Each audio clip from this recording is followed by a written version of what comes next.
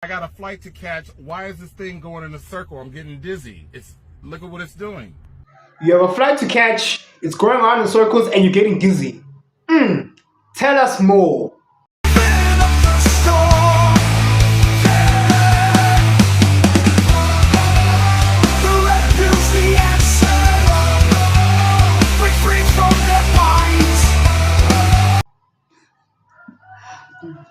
Welcome back to the MrShowTym Showcast.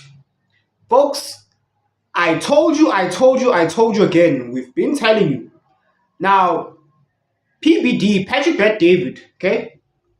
He has a particular catchphrase on his merch, his caps, that goes like this: the future looks bright. I, MrShowTym, have a more like a cautionary stance with regards to that sentiment. I say the future is dark.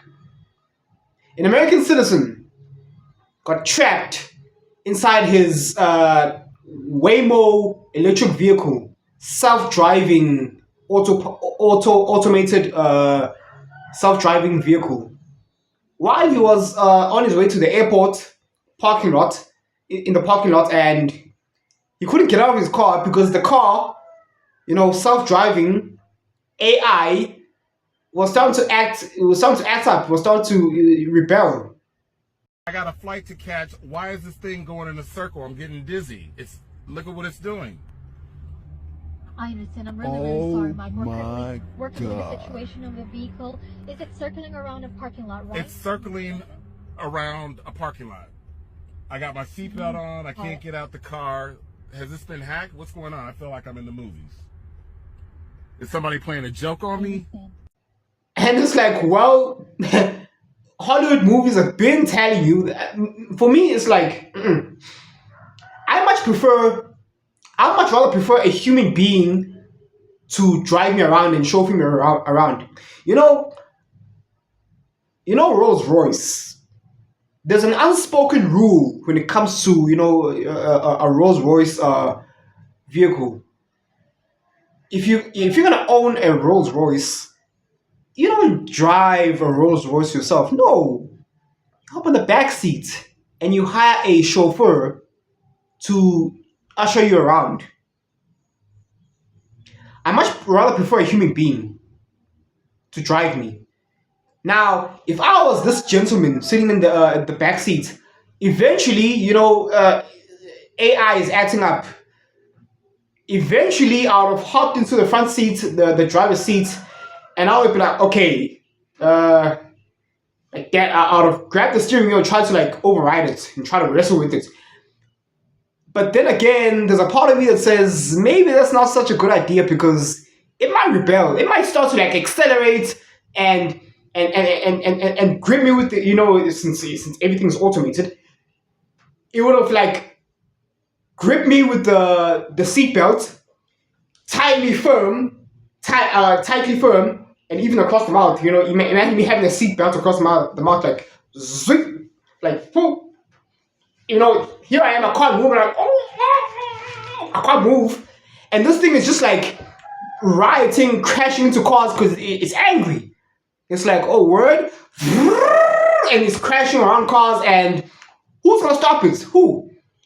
By the time we stop it, the military is gonna have to be called in, deployed, to try and like either roadblock this thing or I don't know. No, folks.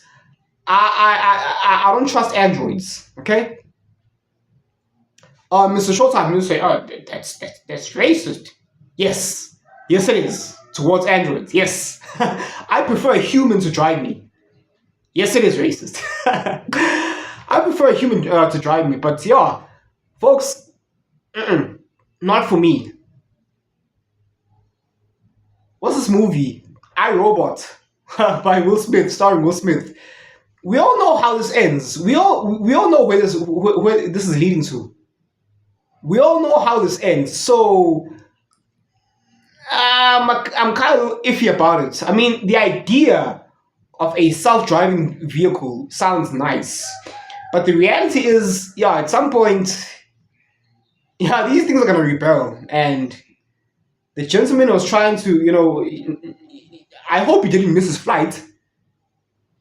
Now you have to call customer service, and they're like, "Oh, sir, do you have your whatever app for your Waymo app to try and like override it?" And how you have to go on the app and thingy. And what if it blocks your Wi-Fi signal to use the internet inside the car? It somehow like creates like a signal block. Now you can't use the app. Now you're trapped. Mm-mm. And he was going around in circles, and he said it was starting to get dizzy. I wonder how long it took him for the car to eventually stop. Mm-mm. Not a good idea, folks. The future is dark.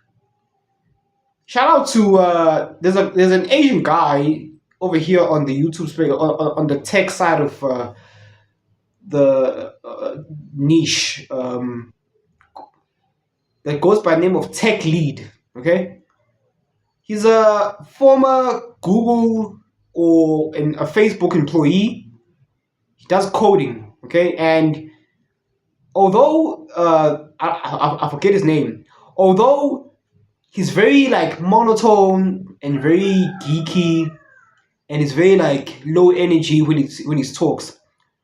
I still kind of enjoy his videos because his takes and insights are very insightful. Uh, yeah, and recently he's been talking about how the STEM industry is gone. Coding and tech, it's pretty much dead. I kind of understand what he's trying to say. I think it's half right and it's half wrong at the same time. Two things can be true at once, especially with the whole H-1B visas coming in, becoming a thing. The American citizens who work so hard in the STEM to graduate in the STEM field: science, technology, engineering, mathematics, or medicine. Let's just focus on the tech side, okay? Uh, the computer scientists, right? Yeah, the computer scientists are the ones that made all this happen. Your Mark Zuckerbergs, your Steve Jobs, Apple, and he says that yeah, the coding is basically dying now. These androids are foundationally built on coding, and technology is not regressing; it is evolving. I understand why he's saying STEM field is dying because of H-1B1 visas, thanks to Elon Musk. But technology is still going to skyrocket. It's still going to progress further. He is of the opinion that we've hit a plateau in terms of technological advancements. I mean, apps, everything now you do on a smartphone. We can't go any further. I kind of disagree. I think, I mean, we've already seen the introductions of these concept androids such as Asimo, robots that can cook, they can do like these human tasks, they sew, some of them they even break dance. These dog-like androids with wheels on their palms, and they're doing all these maneuvers. I don't think he's I don't think he's 100% accurate when he says coding is because these androids rely on coding, okay? And it's only going to get worse. And of course, I did a video talking about the two politicians that are going to usher in socialism. I mean, Silicon Valley, correct me if I'm wrong, is Silicon Valley located in uh, Los Angeles?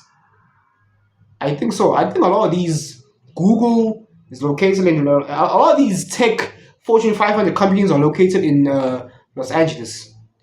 Correct me if I'm wrong. But yeah, the first time I saw Tech Lead was I think it was O'Shea Duke Jackson doing a reaction video of when this Asian guy Tech Lead was having issues with his baby mama, and he had to go over to Japan to try and see his child. And him and his baby mama had issues. He had the cops call on him, and then he was taken into custody. He was questioned, and then at some point it came about. It came out that, oh no, this is just a mere misunderstanding, and then he got released back, and then he went back home, stuff like that.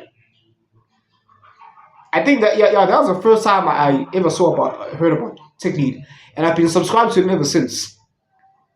And lately he's been doing a lot, some of the, like, I don't know, like 3-4 videos talking about, oh, I quit YouTube, I quit STEM field, I quit the coding is dead, I quit. Like, dude, you're obviously not looking to quit if you keep telling people to quit, because if you really want to quit, you would just quit. It's like people who wanna like self-delete.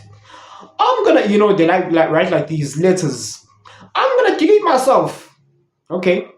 I'm gonna jump out of the building. Okay. I'm gonna jump. Okay.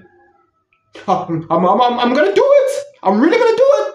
I'm gonna jump. Okay. It's like, people talk about, and he's not the only one. These content creators who keep like doing like multiple videos. I'm quitting YouTube. No, you're not. No, you're not. You have over 1 million subs. You're not quitting YouTube.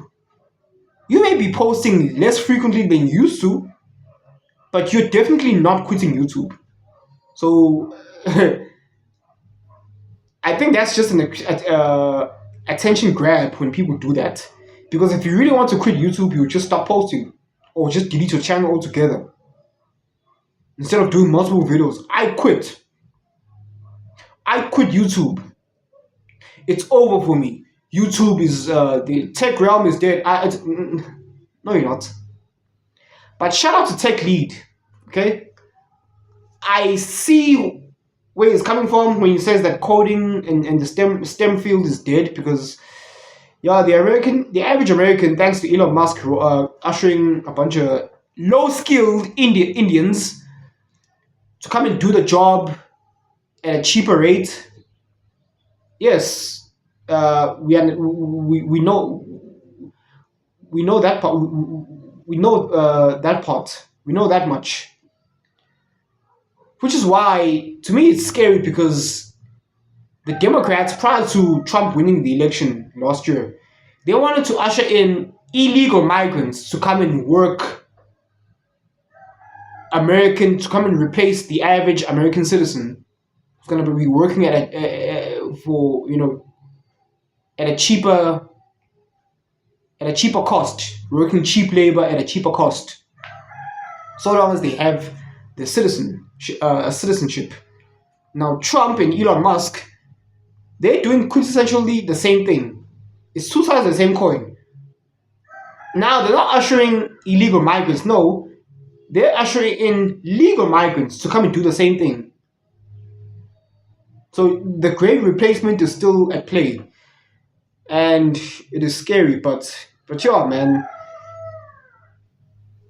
But I say, let's just wait. Let's just wait and see how things pan out. Not too far now until Trump's inauguration, and we'll see how things go, man. But yeah, man, androids, Asimo they're only gonna develop.